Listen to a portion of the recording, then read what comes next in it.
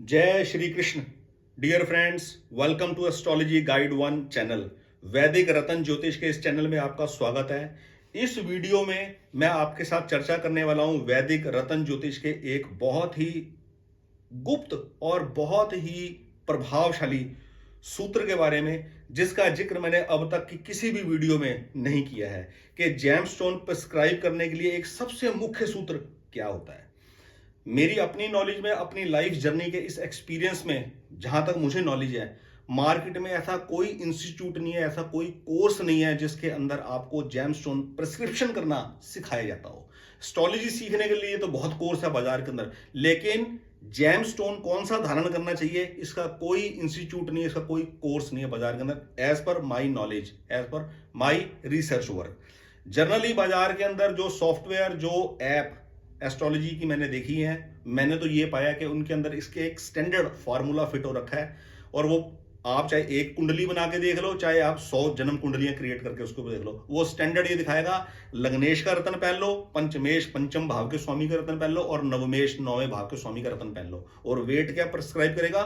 सवा रत्ती, डेढ़ रत्ती, सवा रत्ती, डेढ़ रत्ती, बस इससे ज्यादा का नहीं। कोई भी रत्न 4.25 रत्ती से कम वेट का असर नहीं करता।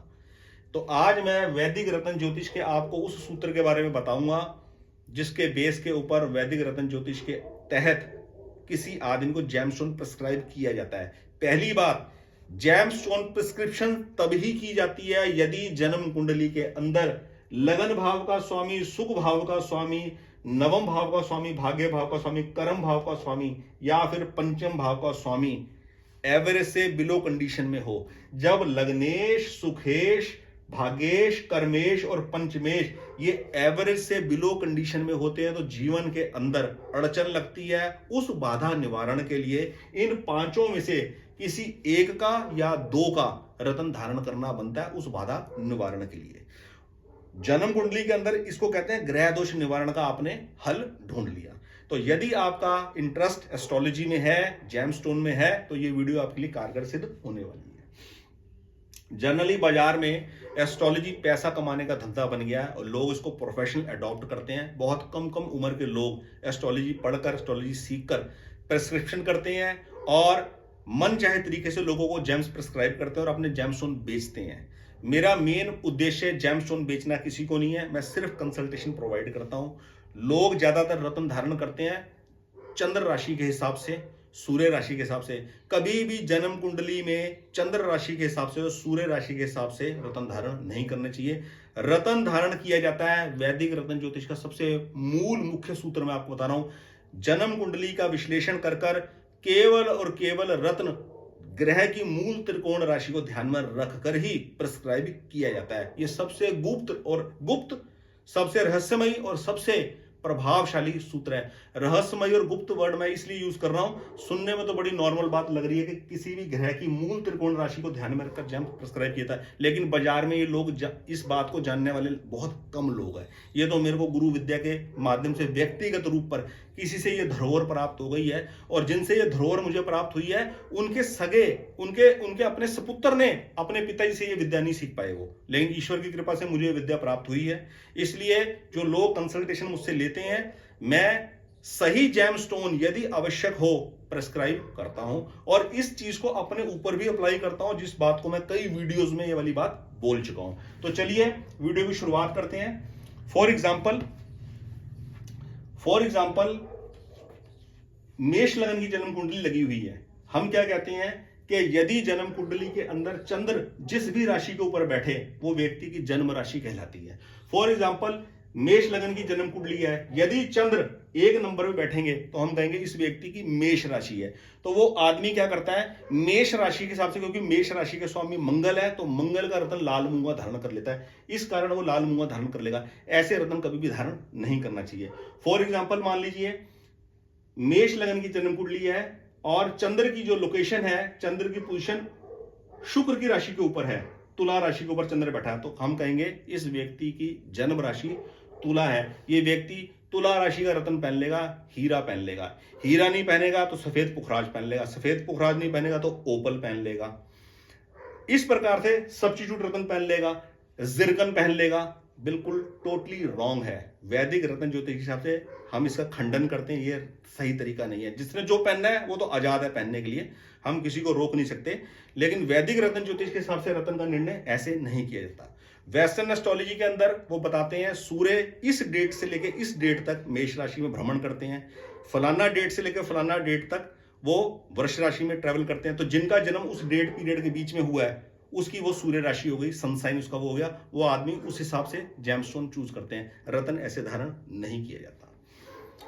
यहां मैं आपको बताऊंगा वैदिक रत्न ज्योतिष का सबसे रहस्यमय सूत्र।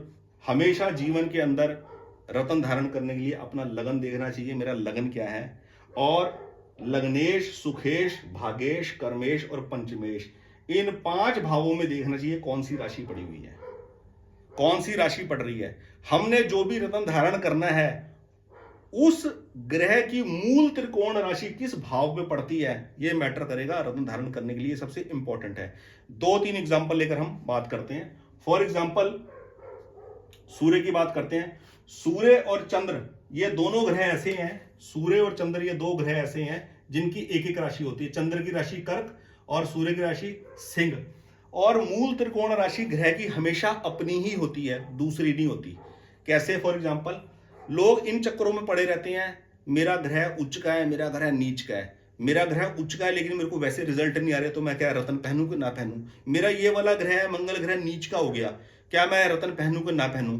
इसी कंफ्यूजन में रहते हैं। रत्न पहनने का निर्णय सिर्फ और सिर्फ मूल त्रिकोण राशि को ध्यान में रखकर किया जाता है। ये सबसे मुख्य बिंदु होता है। और दूसरा बिंदु होता है कौन सी महादशा और कौन सी अंतरदशा चल रही है।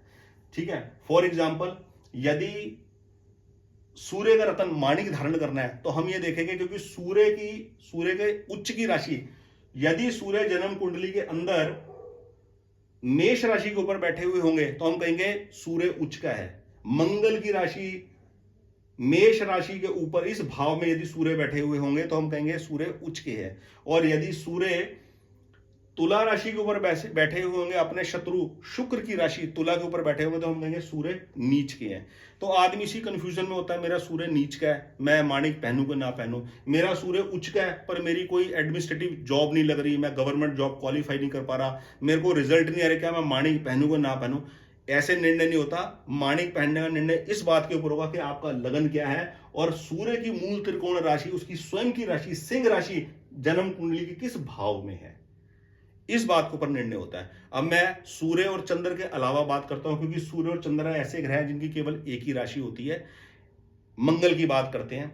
मंगल की स्वयं की 2 राशियां होती हैं। मंगल की एक राशि होती है मेष और मंगल की दूसरी राशि होती है वृश्चिक।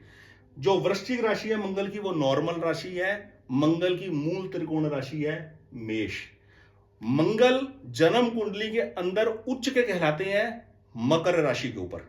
मंगल यदि जन्म कुंडली में मकर राशि में बैठे होंगे, यानी कि जिस भाव में जिस भी लगन की कुंडली हो, 10 नंबर जिस मर्जी भाव में हो, यदि मंगल जन्म कुंडली में मकर राशि में बैठे होंगे, शत्रु शनि मंगल को शत्रु मानते हैं, अपने शत्रु की राशि में बैठे हुए होंगे मंगल, तो उच्च के कहलाएंगे। मंगल उच्च के मकर राशि के ऊपर। और वही मंगल यदि अपनी मित्र राशि यानी कि मंगल चंद्र मित्र है आपस में, मंगल यदि जन्म कुंडली में किसी भी भाव के अंदर, किसी भी लगन की जन्म कुंडली हो और किसी भी भाव के अंदर जहां पर 4 नंबर पड़ रहा हो, यदि मंगल वहां पर हो तो मंगल नीच के कहलाएंगे। मंगल नीच के होंगे तो आदमी इस वहम में पड़ जाता है, यार मेरी जन्म कुंडली में मंगल नीच की है, क्या मुझे लाल मूंगा पहनना चाहिए, नहीं पहनना चाहिए। मंगल मेरे उच्च के है पर मुझे भूमि का लाभ नहीं हो रहा, मैं किराए के मकान पे रह रहा हूं, मैं शेयर मार्केट में प्रॉफिट गेन नहीं कर रहा, मंगल उच्च के होकर भी मेरे को लाभ नहीं दे रहे, तो मैं मूंगा पहनूं को नहीं पहनूं। इस बात पे निर्णय नहीं होता। वैदिक रत्न ज्योतिष के हिसाब से लाल मूंगा धारण करने के लिए हमें यह देखना है कि मंगल की मूल त्रिकोण राशि मेष जन्म कुंडली के किस भाव में बैठ के रिप्रेजेंट कर रही है।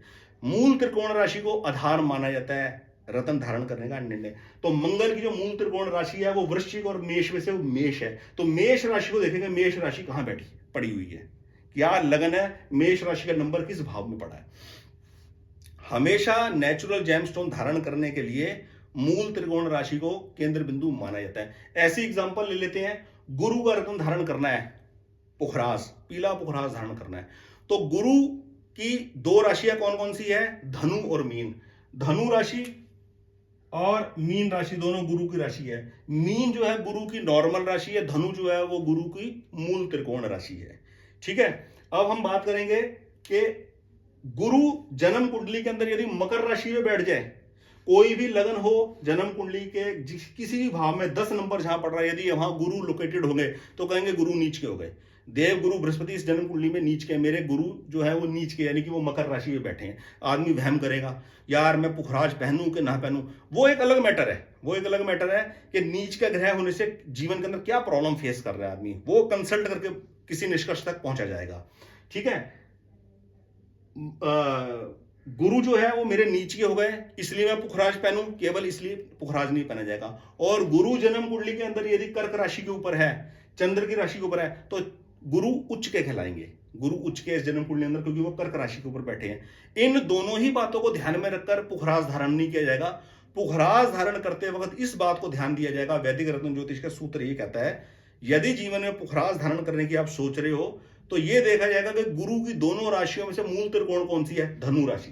9 नंबर राशि मूल त्रिकोण है। 9 नंबर राशि जन्म कुंडली के अंदर किस भाव में है, मूल त्रिकोण राशि धनु गुरु की किस भाव को रिप्रेजेंट कर रही है, किस भाव का दारम द्वार उसके ऊपर पड़ा हुआ है, उस बात को ध्यान में रखकर गुरु की पोजीशन देखी जाएगी, गुरु किस नक्षत्र में जाके बैठे हैं और किस भाव में है, तब फैसला लिया जाएगा कि पीला पुखराज पहना जाएगा कि नहीं पहना जाएगा। ये है 2 एग्जाम्पल देकर, 3 एग्जाम्पल देकर, सूर्य का, मंगल का और गुरु का मैंने आपको समझाने का प्रयत्न किया कि हमेशा वैदिक रत्न ज्योतिष के हिसाब से यदि आप रत्न धारण करना चाहते हैं तो जन्म कुंडली का विश्लेषण किसी एक्सपर्ट से करवाकर ही रत्न धारण करें। और ग्रह दोष जो होता है, ग्रह दोष किसको बोलते हैं, जन्म कुंडली के अंदर यदि लग्नेश, सुखेश, भागेश, कर्मेश और पंचमेश एवरेज से बिलो पोजीशन में हुए तो वो आदमी के जीवन के अंदर अड़चन, बाधा पैदा करते हैं। हेल्थ में, वेल्थ में, रिलेशनशिप में कहीं ना कहीं अड़चन जरूर आएगी। उसके रिमूवल के लिए, उस प्रॉब्लम को फेस करने के लिए, उसमें से उभरने के लिए, ग्रह दोष निवारण के लिए प्राकृतिक रत्न धारण किया जाता है। ये मेथड है। और प्राकृतिक रत्न धारण करने के लिए हमेशा मूल त्रिकोण राशि को कंसिडर किया जाता है, तब प्रिस्क्रिप्शन की जाती है। इस वीडियो के अंदर फ्रेंड्स इतना ही। बहुत बहुत धन्यवाद। जय श्री कृष्ण।